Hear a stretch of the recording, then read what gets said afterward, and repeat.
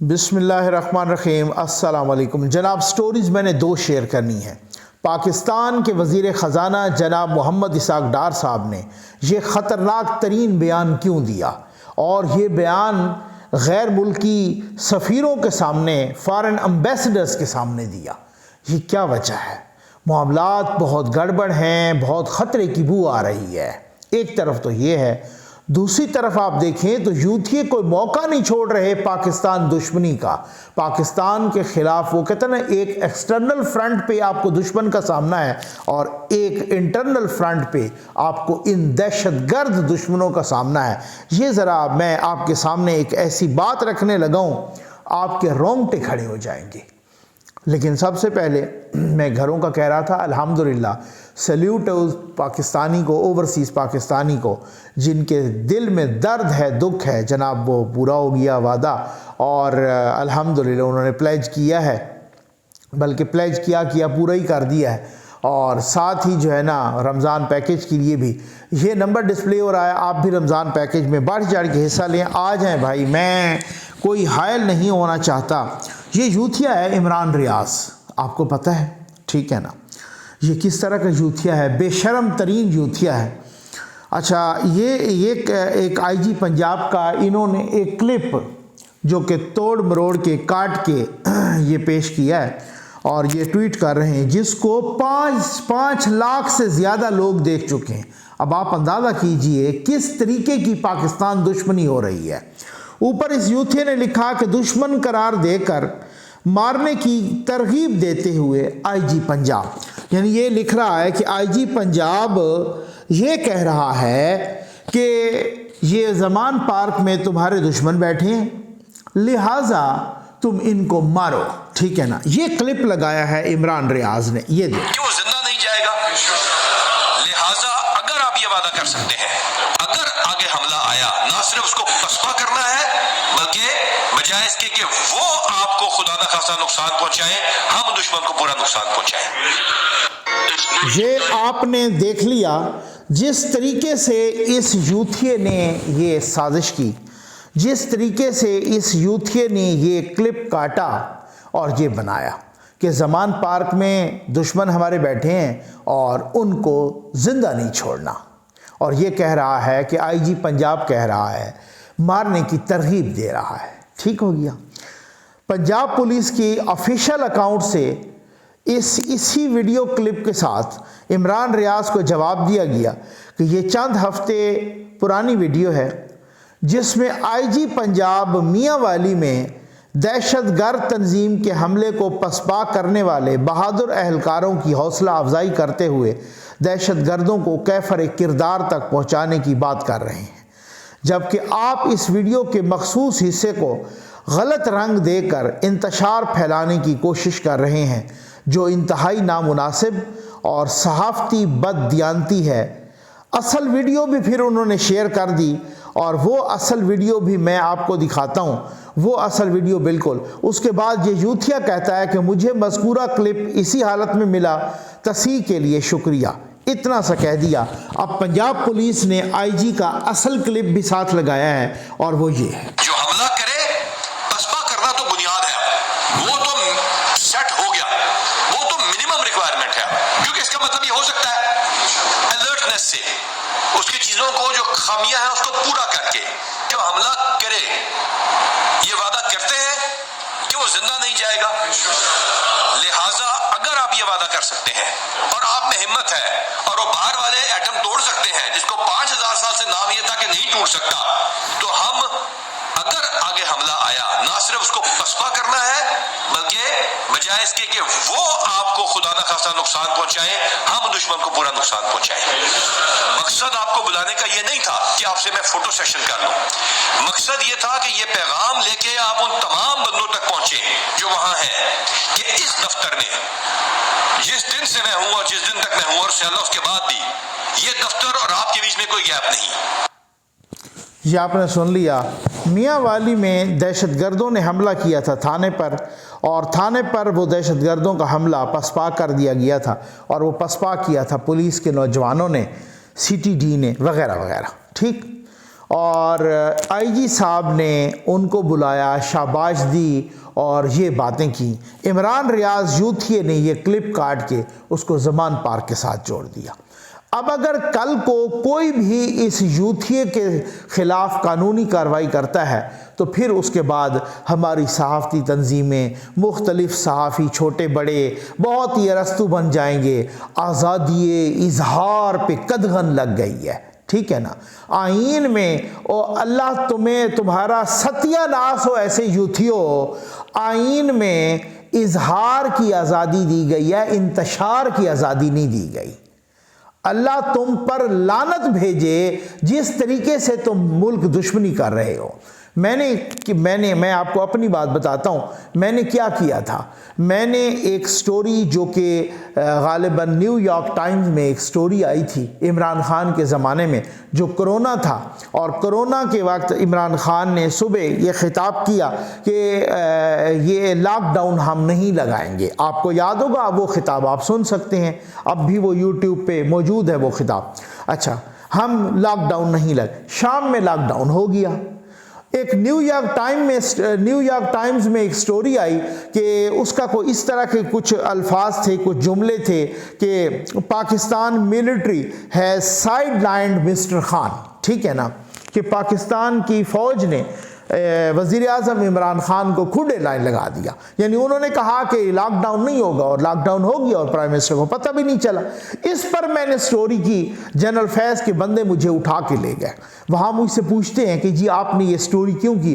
میں نے کہا یہ ایک پبلشڈ سٹوری تھی۔ میں نے اسی طرح سے کہا، میں نے کہا یہ پبلشڈ سٹوری تھی، نیو یارک ٹائم میں آئی ہے، نیو یارک ٹائمز میں، اور میں نے یہ سٹوری کر دی۔ آگے سے مجھے بتاتے ہیں کہ نیو یارک ٹائمز کو کون اتنا پڑھتا ہے یہاں پاکستان میں؟ جو آپ نے سٹوری کی اس کے 1 لاکھ سے زیادہ ویوز چلے گئے، تو آپ نے یہ سٹوری، یہ گناہ تھا میرا، مجھے 2 دفعہ گھر سے گھسیٹ کے لے جایا گیا۔ اور یہ ایک طرف یہ یوتھیے، یہ اس بے غیرتی کا کوئی علاج ہے کہ آپ لوگوں کے کلپ کاٹ کے اس کو غلط رنگ دے کے اس طریقے سے پھیلائیں۔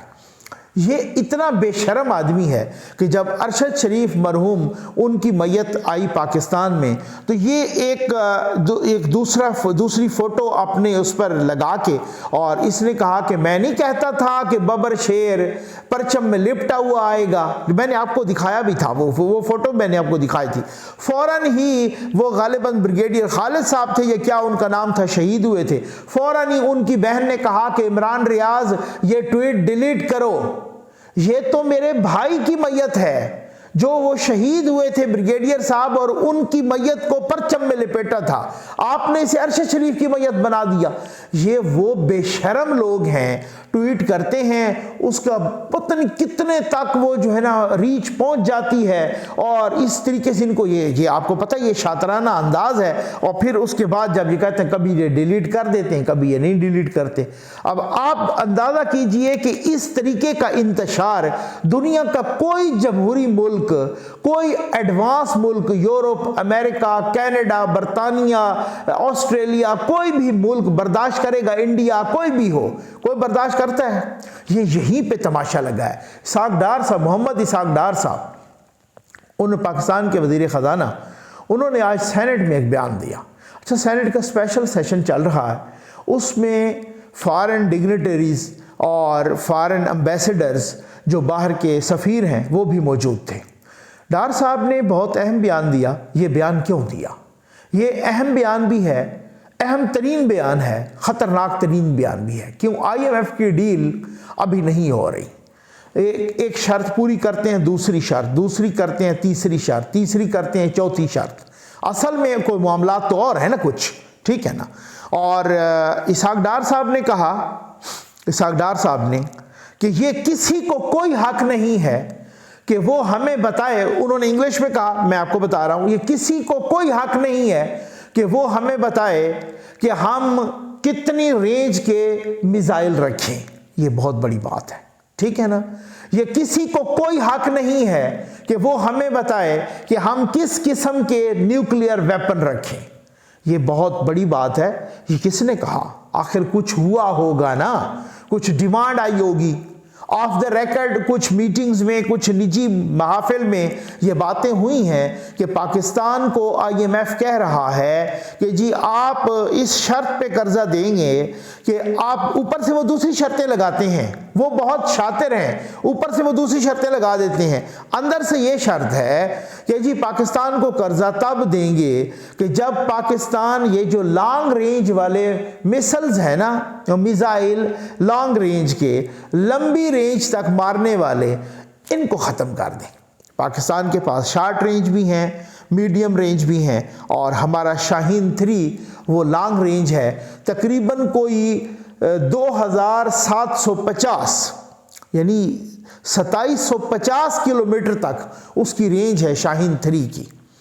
اچھا، شارٹ رینج پہ تو آپ کو پتہ ہے انڈیا بھی قریب ہے، اور short range, medium range India تک جا رہا ہے، لیکن یہ لانگ رینج ہے نا، لانگ رینج، یہ پہلے بھی باتیں ہوئیں کہ اگر ہم پاکستان یہاں سے بلوچستان سے یا کہیں سے ہم پاکستان کے کسی کونے سے مارتے ہیں تو یہ اسرائیل تک جاتا ہے۔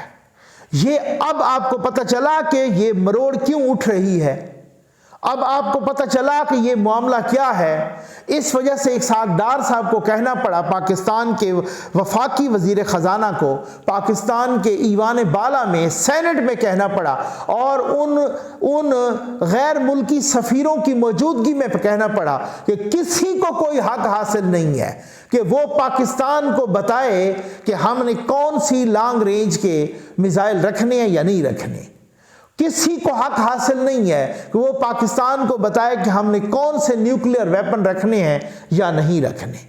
اب آپ اندازہ کیجئے، اس پروگرام میں ذوالفقار علی بھٹو کا بھی ہاتھ ہے، اس میں بے نظیر بھٹو صاحبہ کا بھی ہاتھ ہے، خاص طور پہ میزائل، یہ جو مسل پروگرام ہے، اور اس میں نواز شریف صاحب کا بھی ہاتھ ہے، اور بہت اس میں ڈاکٹر قدیر صاحب کا بھی ہاتھ ہے، پورے پاکستان کا ہاتھ ہے، بلکہ پاکستان کی فوج کا بھی بہت بڑا ہاتھ ہے۔ تو بہت بڑا، اور ایک طرف یہ صورتحال ہے، اور دوسری طرف سیاسی لنگڑا اپنے مذموم مقاصد کے لیے یہ سارا کچھ کر رہا ہے۔ میں ایک چھوٹی سی بات، اسی پر میں ویڈیو ختم کروں گا۔ آپ کو لاکھ اختلاف ہو سکتا ہے، مجھے بھی اختلاف ہے جنرل باجوہ سے، عمران خان کو بھی ہو سکتا ہے، باقیوں کو بھی ہو سکتا ہے، خود نون کو بھی اختلاف ہے۔ یہ اور بات ہے کہ آج کل وہ بات نہیں کر رہی، اس کی بہت ساری مسئلتیں ہیں، لیکن بہت ساروں کو اختلاف ہے، ہر جمہوری ذہن کو اختلاف ہو سکتا ہے۔ لیکن جاوید چودھری صاحب نے ایک کالم لکھا تھا، بلکہ انہوں نے کالم کی ایک پوری سیریز لکھی تھی، اس میں ایک بات یہ بھی تھی کہ جنرل باجوہ سے جب میں نے پوچھا کہ آپ نے عمران خان کی حکومت کیوں گرائی تو وغیرہ وغیرہ، تو انہوں نے کہا ہم نے گرائی نہیں، ہمارا قصور یہ ہے کہ ہم نے بچائی نہیں۔ اور ساتھ ہی انہوں نے یہ کہا کہ یہ ادارے نے فیصلہ کیا، ادارے کا فیصلہ تھا، یہ پاک فوج کا فیصلہ تھا، یعنی ہم نے یہ فیصلہ کیا کہ اب عمران اور پاکستان یہ دونوں اکٹھے نہیں چل سکتے۔ یہ آپ ان سے ہزار اختلاف کریں، لیکن وہ وہ کسی محکمے کا کوئی کلرک تو تھا نہیں، وہ تو پاکستان کے آرمی چیف رہے ہیں، اور ان کو ایکسٹینشن بھی خان صاحب نے خود دلوائی تھی۔